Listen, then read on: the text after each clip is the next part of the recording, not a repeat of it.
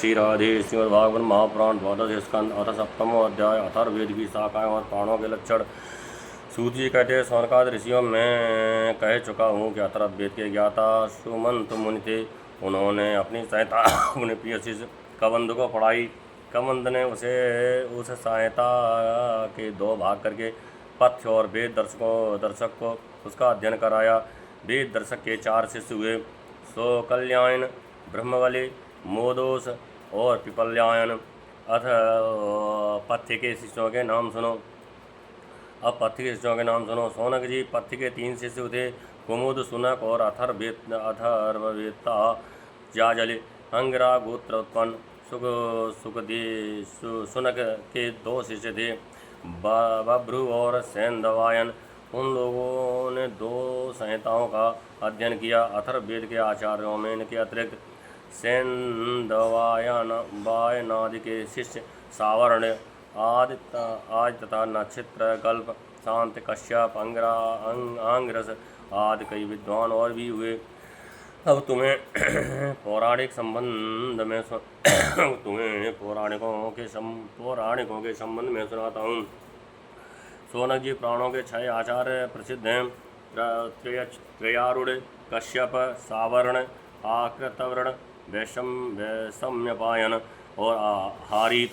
इन लोगों ने मेरे पिताजी से एक एक प्राण संहिता पढ़ी थी और मेरे पिताजी ने स्वयं भगवान व्यास से उन संहिताओं का अध्ययन किया था।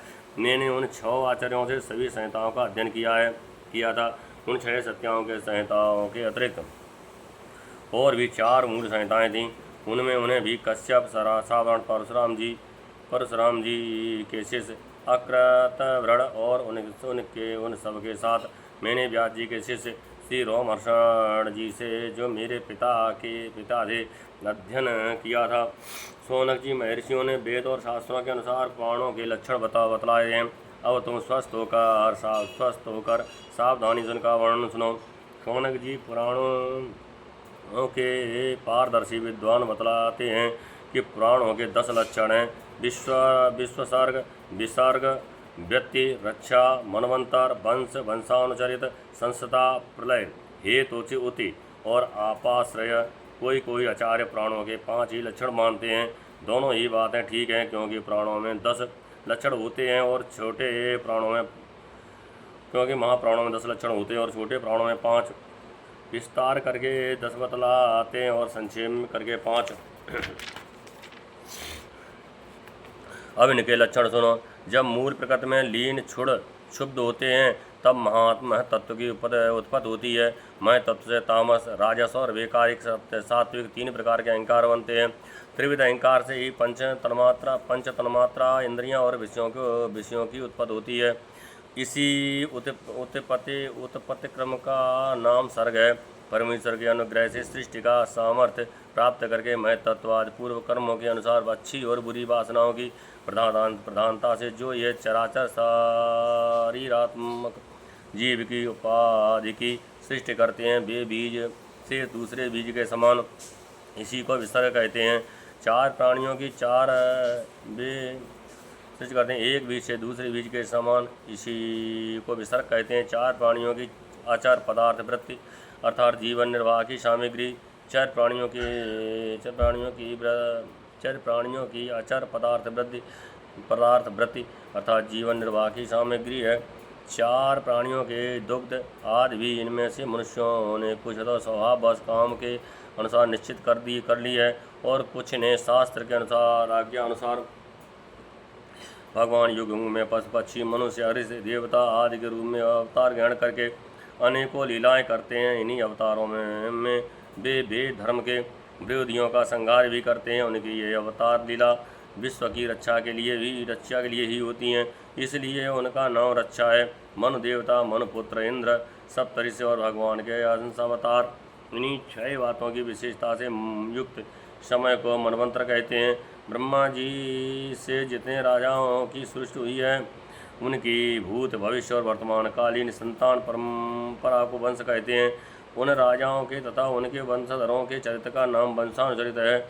इस ब्रह्मांड का स्वभाव से ही प्रलय हो जाता है। उसके 4 भेद हैं: नैमित्तिक, प्राकृतिक, नित्य और आत्यंतिक।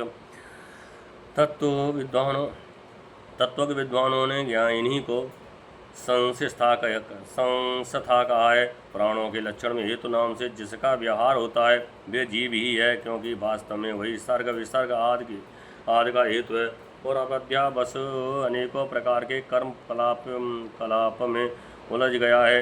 जो लोग उस चैतन्य प्रधान की दृष्टि से देखते हैं वे उसे अनुसयी अर्थात प्रकृति में शयन करने वाला कहते हैं, और जो उपाधि की दृष्टि से कहते हैं वे उसे अप्याकृत अर्थात प्रकृत रूप कहते हैं। जीवन की वृत्तियों के 3 विभाग हैं, जागृत, स्वप्न और सुषुप्ति। जो इन अवस्थाओं में इनके अभिमानी विश्व, तेजस और प्रज्ञा के मायामय रूप में प्रतीत होता है और उन अवस्थाओं में परे तुरीय तत्व के रूप में भी लक्षित होता है, वही ब्रह्म है। उसी को यहाँ अप्रास्य शब्द से ब्रह्म कहा गया है। नाम विषय और रूप विशेष से नाम विशेष और रूप विशेष से युक्त पदार्थों पर विचार करके तो वे सत्ता मात्र वस्तु के रूप में सिद्ध होते हैं। उनकी विशेषताएं लुप्त हो जाती हैं। असल में वह सत्ता ही उन विशेषताओं के रूप में प्रतीत भी हो रही है और उनसे पृथक भी है। ठीक इसी न्याय से शरीर और विश्व ब्रह्मांड की उत्पत्ति से लेकर मृत्यु और महाप्रलय पर्यंत जितनी भी विशेष अवस्थाएं हैं उनके रूप में परम सत्य रूप ब्रह्म ही प्रतीत हो रहा है और वह उनसे सर्वथा पृथक भी है। यही वाक्य भेद से अधिष्ठान और साक्षी के रूप में ब्रह्म और पुराणोक्त आश्रय तत्व है। जब चित्त स्वयं आत्म विचार अथवा योग अभ्यास के द्वारा सत्वगुण रजोगुण तमोगुण संबंधी व्यवहारिक वृत्तियों और जागृत स्वप्न आदि स्वाभाविक वृत्तियों का त्याग करके उपराम हो जाता है, तब शांत वृत्ति में तत्वमसि आदि महावाक्यों के द्वारा आत्मज्ञान का उदय होता है। उस समय आत्मवेता पुरुष अविद्या जनित कर्म वासना और कर्म प्रवृत्ति से निवृत्त हो जाता है। शौनकादृशियों पुरातत्ववेत्ता ऐतिहासिक विद्वानों ने इन्हीं लक्षणों के द्वारा प्राणों की यह पहचान बतलाई है। ऐसे लक्षणों से युक्त छोटे छोटे 18 पुराण हैं। उनके नाम हैं ब्रह्म पुराण, मत्स्य पद्म पुराण, विष्णु पुराण, शिव पुराण, लिंग पुराण, गरुड़ पुराण, नारद पुराण, भागवत पुराण, अग्नि पुराण, स्कंद पुराण, भविष्य पुराण, ब्रह्मवैवर्त पुराण, मार्कंडेय पुराण, वामन पुराण, वराह पुराण, मत्स्य पुराण, कूर्म पुराण और ब्रह्मांड पुराण। ये 18 हैं। शौनक जी ब्रह्मा जी की शिष्य परंपरा ने व्यास जी की शिष्य परंपरा ने जिस प्रकार वेद संहिता और पूर्ण संहिताओं का अध्यापन विभाजन आदि किया वह मैंने तुम्हें सुना दिया। ये प्रसंग सुनने और पढ़ने वालों के ब्रह्म तेज की अभिवृद्धि करता है। इस श्रीमद्भागवते महापुराणे परमहंसायां संहितायां द्वादश स्कंदे सप्तमो अध्याय। जय जय श्री राधे।